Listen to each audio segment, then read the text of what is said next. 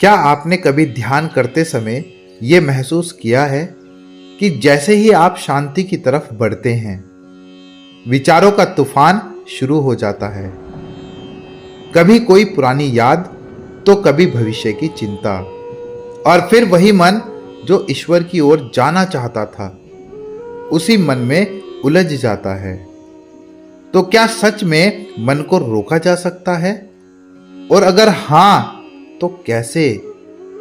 आज हम जानेंगे कि श्री कृष्ण मन को जीतने की गहराई बताते हैं और अंत में वो रहस्य प्रकट करते हैं जहां योगी को हर जगह भगवान ही नजर आने लगते हैं। श्लोक नंबर 26 का अर्थ है कि हे अर्जुन, मन जहां जहां से चंचल होकर भटकता है, वहां वहां से उसे रोककर आत्मा के वश में लाना चाहिए। यहां भगवान कृष्ण हमें मन को नियंत्रित करने का सर्वश्रेष्ठ उपाय देते हैं।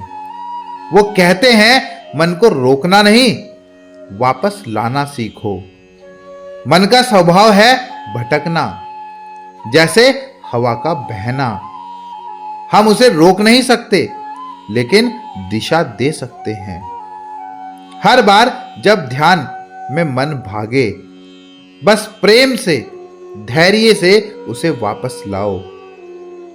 आजा, मेरे अंदर लौट आ। धीरे धीरे वही मन जो पहले भागता था, अब तुम्हारा सबसे बड़ा साधन बन जाता है। श्लोक नंबर 27 का अर्थ है कि जिस योगी का मन शांत हो गया है, जिसकी वासनाएं शांत हो गई हैं और जो पापों से मुक्त हो गया है, वह परम शांति और सर्वोत्तम सुख को प्राप्त करता है, अर्थात ब्रह्मा स्थिति को। यहां श्री कृष्ण मन की शुद्धता की बात करते हैं। जब मन में राग, द्वेष, ईर्ष्या और वासना समाप्त हो जाती है, तब वही मन ब्रह्मा का अनुभव करने लगता है। यह कोई बाहरी सुख नहीं है, यह वो आनंद है जो अहंकार के विलय से उत्पन्न होता है, जहां व्यक्ति को खुद और भगवान में कोई अंतर नहीं दिखता। वह बन जाता है शुद्ध चेतना। श्लोक नंबर 28 का अर्थ है कि ऐसे योगी जो निरंतर अभ्यास करते हुए मन को आत्मा में स्थिर रखते हैं, वो पाप रहित होकर परम ब्रह्मा का स्पर्श करते हैं और उस स्पर्श से उन्हें अत्यंत सुख की प्राप्ति होती है। सोचिए, ब्रह्मा का स्पर्श कितना दिव्य वाक्य है। यह कोई शारीरिक स्पर्श नहीं, बल्कि आत्मा का मिलन है अपने स्रोत से, अपने सोर्स से। जैसे नदी उस सागर में मिलती है, तो उसका अलग अस्तित्व समाप्त हो जाता है। वैसे ही जब साधक ब्रह्मा से जुड़ता है, तो मैं मिट जाता है और बस वह रह जाता है। यही है अत्यंत सुख, और जो कभी खत्म नहीं होता, जो न समय से बंधा है और न किसी भी सिचुएशन से। श्लोक नंबर 29 का अर्थ है कि जो योग में स्थिर है, वह सब प्राणियों में परमात्मा को देखता है और सब प्राणियों को अपने भीतर देखता है। उसके लिए सब जगह एक ही ईश्वर है। यह श्लोक एकत्व दर्शन की चोटी है, जहां साधक अब मैं और तू में भेद नहीं देखता। वह समझ जाता है, जो मुझ में है वही तुम में है, वही पेड़ों में, वही आकाश में।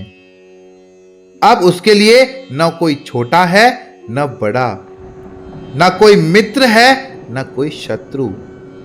सब में उसे ईश्वर का प्रतिबिंब नजर आता है। यही वह दृष्टि है जहां करुणा जन्म लेती है और इंसान सच्चा योगी बनता है। श्लोक नंबर 30 का अर्थ है कि जो व्यक्ति मुझे हर जगह देखता है और हर चीज में मुझे ही देखता है, वह मुझसे कभी अलग नहीं होता और मैं उससे कभी अलग नहीं होता। वाह, यह श्लोक तो प्रेम की प्रकाष्ठा है। भगवान कह रहे हैं, जब तू हर जगह मुझे देखेगा तब मैं तुझसे कभी अलग नहीं रहूंगा। यहां ईश्वर और साधक एक दूसरे में विलीन हो जाते हैं। अब कोई पूजा अलग नहीं, कोई आराधना अलग नहीं। हर सांस, हर कर्म, हर दृष्टि ही भक्ति बन जाती है। यह वह अवस्था है जहां व्यक्ति कहता है, अब मैं नहीं, बस तू ही तू है। तो श्री कृष्ण हमें सिखाते हैं कि मन को जीतना आसान नहीं, पर असंभव भी नहीं है। जब मन भटके उसे प्रेम से वापस लाओ। जब मन शांत हो तो उसे आत्मा में टिकाओ, और जब आत्मा स्थिर हो तब तुम्हें हर जगह वही भगवान दिखेंगे। यही है योग का सर्वोच्च लक्ष्य। अगर आपको ये बातें अच्छी लगी हों तो इसे लाइक करें, शेयर करें और कमेंट में लिखिएगा जय श्री कृष्णा, हर हर महादेव, और चैनल को सब्सक्राइब करना मत भूलिएगा।